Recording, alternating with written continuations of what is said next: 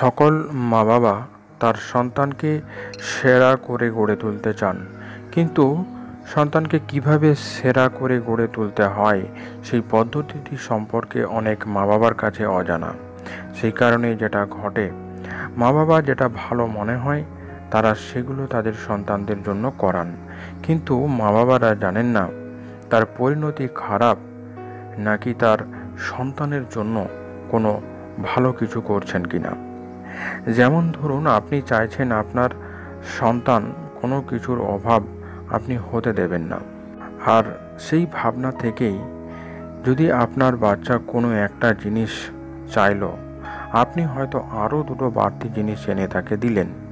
আবার আপনি বাচ্চাকে বলার আগেই বুঝতে পারলেন যে বাচ্চার কি লাগবে, তাই আগে ভাগে সেই জিনিসটি তাকে এনে দিলেন। এই যে আপনি এগুলো করছেন, এটা আদর্শ প্যারেন্টিংয়ের লক্ষণ নয়।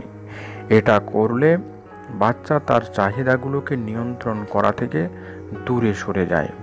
ঠিক একই রকমভাবে আপনার বাচ্চা হয়তো খেলতে খেলতে কোথাও পড়ে গেল, আপনি গিয়ে তাকে উঠিয়ে দিলেন এবং যেখানে পড়ে গেল সেদিকে লক্ষ্য করে আপনি এমনভাবে বকা দিলেন যে বাচ্চা কোনো দোষই নেই, ওই জায়গাটার দোষে আপনার বাচ্চা পড়েছে।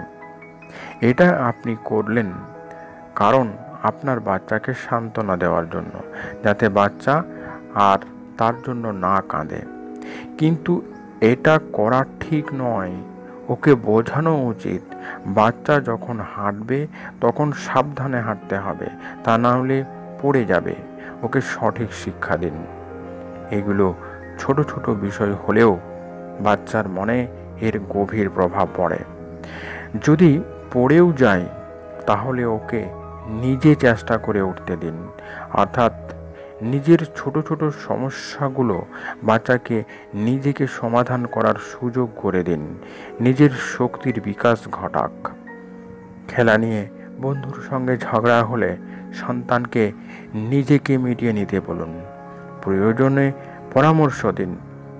আসলে মা বাবারা তাদের সন্তানদের অতিরিক্ত কেয়ার করতে গিয়ে, অতিরিক্ত আদর দিতে গিয়ে, অতিরিক্তভাবে সাহায্য করতে গিয়ে আসলে সন্তানের আত্মশক্তির বিকাশকে ব্যাহত করে বসেন। আর এই সময় সন্তানের আত্মশক্তির বিকাশ না ঘটলে পরবর্তী জীবনের যুদ্ধে না পাওয়ার আঘাত, ব্যর্থতা, পরাজয়কে মেনে নিতে পারে না। সে কখনোই ভাবতে শেখে না যে এগুলো জীবনেরই অঙ্গ। ফলে ভবিষ্যৎ জীবনে তারা হতাশা, অবসাদের মতো ভয়ঙ্কর পরিস্থিতির শিকার হয়ে পড়বে। তাই আপনারা অতিরিক্ত সাহায্যের নামে আপনার সন্তানের আত্মশক্তিকে বলি দেবেন না। এই আত্মশক্তি না থাকলে একটা মানুষের জীবন অন্ধকারের গভীরের দিকে তলিয়ে যাবে। আত্মশক্তি একটা প্রাকৃতিক শক্তি। এই শক্তি জীবন যুদ্ধে লড়াই করে বেঁচে থাকতে শেখায়। যেমন করে একটা শুঁয়োপোকা থেকে প্রজাপতির জন্ম হয়, প্রজাপতি হওয়ার আগে শুঁয়োপোকা একটা গুটির মধ্যে দীর্ঘদিন আবদ্ধ অবস্থায় থাকে। তাকে প্রজাপতি হতে হলে ওই গুটি কেটে বহু কষ্ট করে বেরিয়ে আসতে হয়। একদিন এক ছাত্র দেখতে পায় যে একটি গুটি থেকে একটি প্রজাপতি বাইরে বেরিয়ে আসার জন্য ভীষণ চেষ্টা করছে, কিন্তু পারছে না। তার মনে দয়া হলো। সে ওই গুটিটিকে হাতে নিয়ে প্রজাপতিটিকে বাইরে বের করে আসার জন্য তাকে সাহায্য করলো। এতে খুব সহজেই প্রজাপতি গুটিটি কেটে বাইরে বেরিয়ে এলো। তাকে কোনো কষ্ট সহ্য করতে হলো না। কিন্তু দেখা গেল কিছুক্ষণের মধ্যেই সেই প্রজাপতিটি মারা গেল। ছেলেটির এটা দেখে এবার আরও খারাপ লাগলো। ছেলেটি স্যারের কাছে গিয়ে এর কারণ জানতে চাইল। শিক্ষক মশাই বললেন, এই পৃথিবীতে বেঁচে থাকার জন্য যে আত্মশক্তির প্রয়োজন, গুটি থেকে বেরোনোর সময় প্রকৃতি তার আয়োজন করে রাখে, কিন্তু সেখানে তাকে কেউ যদি সাহায্য করতে যায় তাহলে এই প্রকৃতিতে তার আত্মশক্তির অভাবে সে টিকে থাকতে পারে না। আশা করি সকলে আমি কি বলতে চাইছি বিষয়টি বুঝতে পেরেছেন।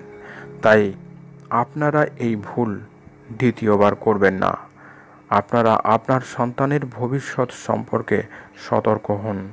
তাদের আত্মশক্তির বিকাশে সঠিক পরিস্থিতি তৈরি করুন। আপনাদের ভুলে আপনার সন্তানদের জীবন ধ্বংস হোক, এটা যাতে কখনোই না হয়। আজকের ভিডিওটি এই পর্যন্তই।